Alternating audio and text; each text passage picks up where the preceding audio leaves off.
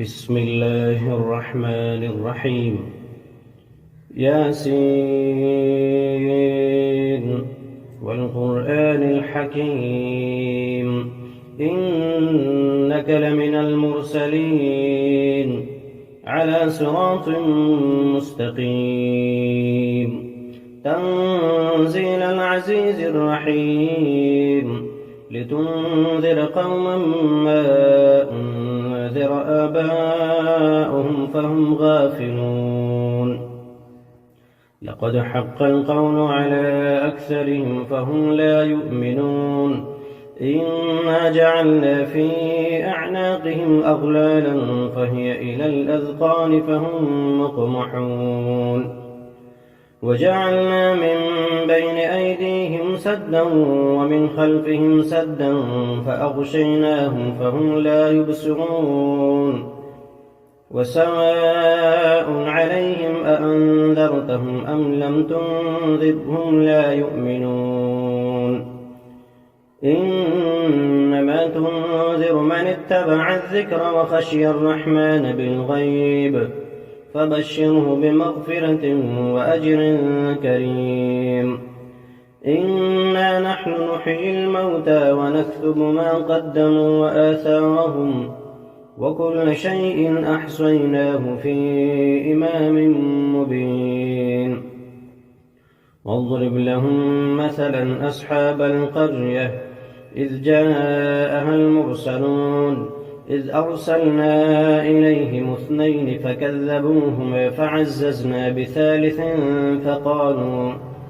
فقالوا إنا إليكم مرسلون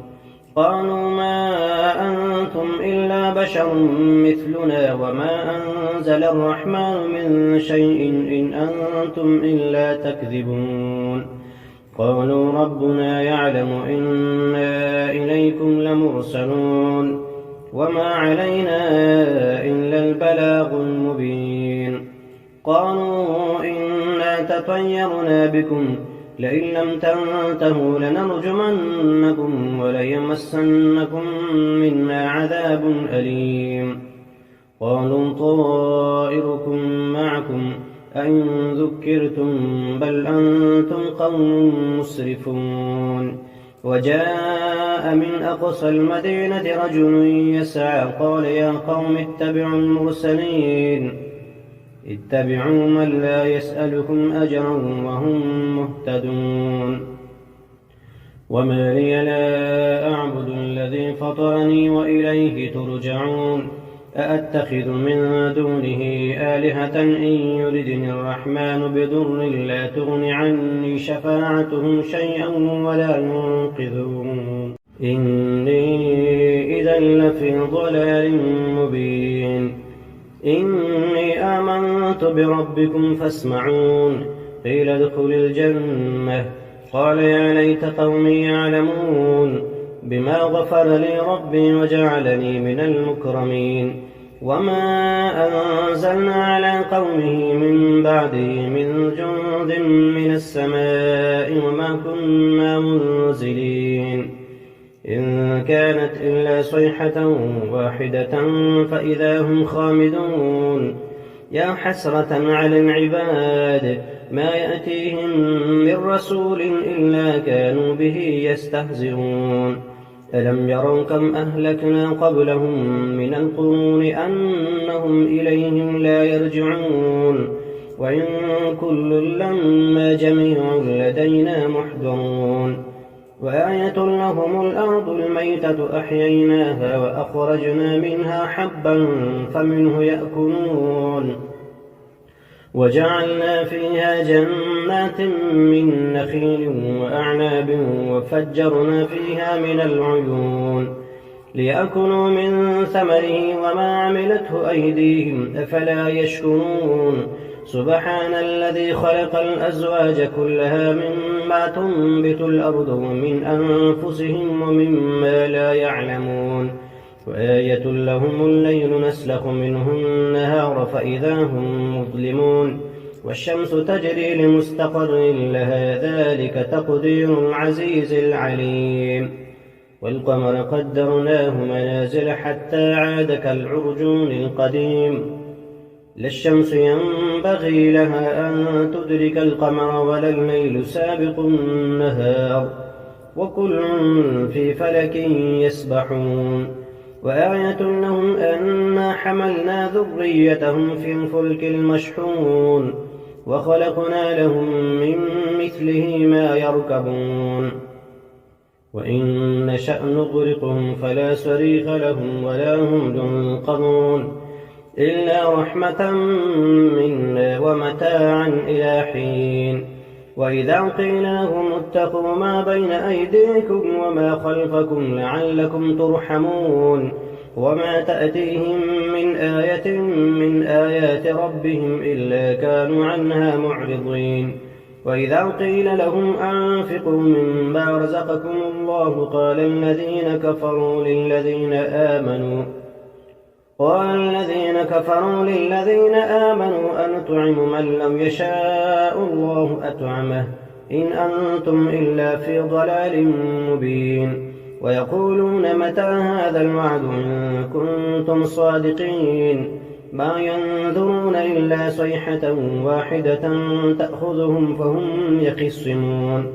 فلا يستطيعون توصية ولا إلى أهلهم يرجعون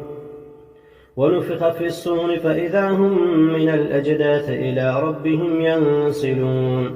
قالوا يا ويلنا من بعثنا من مرقدنا هذا ما وعد الرحمن وصدق المرسلون إن كانت إلا صيحة واحدة فإذا هم جميع لدينا محضرون فاليوم لا تظلم نفس شيئا ولا تجزون إلا ما كنتم تعملون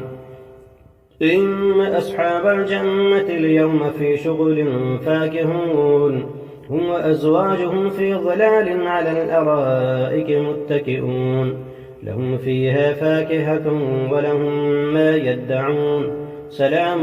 قولا من رب رحيم وامتازوا اليوم أيها المجرمون ألم أعهد إليكم يا بني آدم ألا تعبدوا الشيطان